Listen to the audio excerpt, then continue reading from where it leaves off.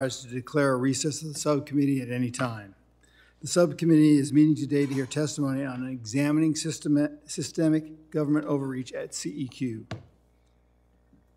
I ask unanimous consent that all members testifying today will be allowed to sit with the subcommittee, give their testimony, and participate in the hearing from the dais.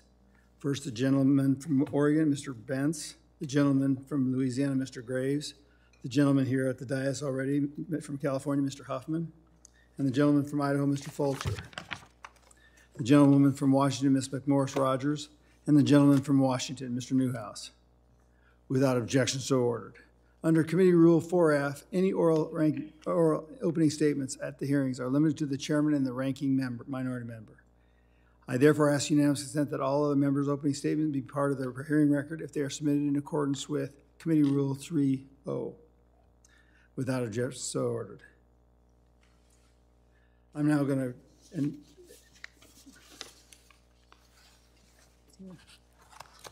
recognize myself for my opening statement. Thank you, Chairman Westerman, for joining us today. And thank you also, Ranking Member Stansberry, for her leadership on the subcommittee. And thank you all of the witnesses for attending today. Sadly, CEQ Chair Brenda Mallory refused to join us here today, and she refused to provide the opportunity for someone on her staff to testify on her behalf, which quite honestly could have been a great opportunity. In the words of Supreme Court Justice Louis D. Brandeis, sunlight is said to be the best of disinfectants. But as we have seen from the Biden administration time and time again, they would prefer to operate in darkness, insisting that Congress and the American people take their word for it. President Biden has repeatedly insisted that his actions and the actions of his family are above reproach. Yet, over the last several years, and largely thanks to the work of congressional Republicans, we now know nothing can be further from the truth. Nonetheless, the personal arrogance and lack of accountability from President Biden has infected his entire administration.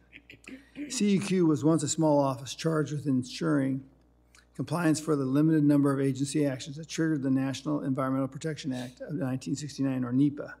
CEQ has a targeted role with a budget to match.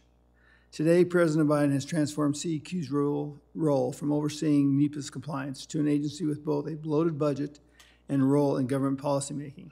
It is an entity charged with implementing his radical ego agenda, remaking federal agencies as vehicles of social change, and leading the war on domestic energy production. As you will hear from some of our witnesses today, CEQ's role in implementing executive orders and rulemaking vastly exceeds its statutory role and prescribed authority. Examples of this include: 1, refusing to implementing bipartisan NEPA reforms from the Fiscal Responsibility Act on a timely basis. 2, improperly and arguably illegally imposing greenhouse gas reduction requirements that deter investment in American energy independence. 3, egregious favoritism towards radical ego activists pushing to breach the lower Snake River dams.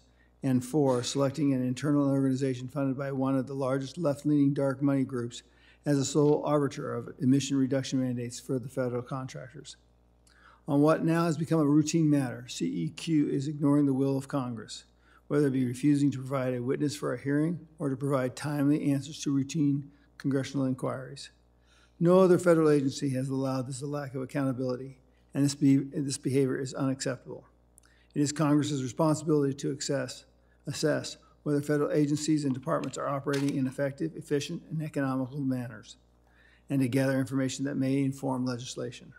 Instead, before he was president, Democrat Woodrow Wilson emphasized that Congress's oversight and informing function should be preferred even to the lawmaking function.